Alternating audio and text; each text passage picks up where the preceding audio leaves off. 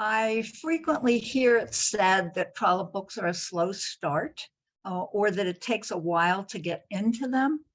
And with my rather obscure selection of the first paragraph of the first chapter of the Belton Estate, which was serialized 1865 to 1866, I hope to illustrate an alternate view. So it's a little bit of a different take. I find that Trollope often packs a wallop of information into first chapters, and he often really loads up very first paragraphs of his book. So I read to illustrate, quote, Mrs. Amadrose, the wife of Bernard Amadrose, Esquire of Belton Castle, and mother of Charles and Clara Amadrose, died when those children were only 8 and 6 years old, thereby subjecting them to the greatest misfortune which children born in that sphere of life can be made to suffer. And in the case of this boy and girl, the misfortune was aggravated greatly by the peculiarities of the father's character. Mr. Amadrose was not a bad man, as men are held to be bad in the world's esteem. He was not vicious. He was not a gambler or a drunkard, was not self-indulgent to a degree that brought upon him any reproach. Nor was he regardless of his children. But he was an idle, thriftless man who at the age of 67, when the reader will first make his acquaintance, had as yet done no good in the world whatever. Indeed, he had done terrible evil, for his son Charles was now dead, had perished by his own hand, and the state of things which had brought about this woeful event had been chiefly due to the father's neglect, unquote.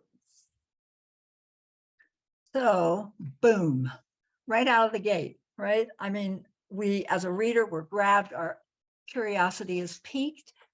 What do we have? We have passion, indirectly reflected. We have chaos and tragedy in a family. We have moral uncertainty. We have human weakness. We have that familiar Trollopian measured assessment of character with the he had just done no good in the world as yet. We have suspense.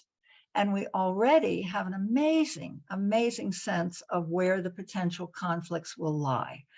So quite an accomplishment, I think, in a first very short introductory, not chapter, but just paragraph. I think if we go back to the Eustace Diamonds that we just finished in the big read, and you read the first paragraph, first chapter, same thing. So my, what I would like to leave with everybody today as my Trollope birthday gift is an invitation to turn back to all those first chapters and often first paragraphs of the books we finished, both collectively, looking with informed minds and eyes at all those skillful beginnings so that we appreciate the true artistic mastery of our dear Anthony. And I would like to just add, I might add, that I share this birthday with Anthony.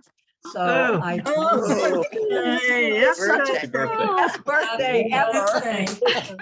I share Happy birthday to you. for giving me the opportunity for an international celebration with one of my favorite authors, but also for allowing me to share it with you, who have become such a great group of Zoom friends. I think our shared friendships around literature and around Trollope truly is a genuine gift from this man to all of us. So thank you.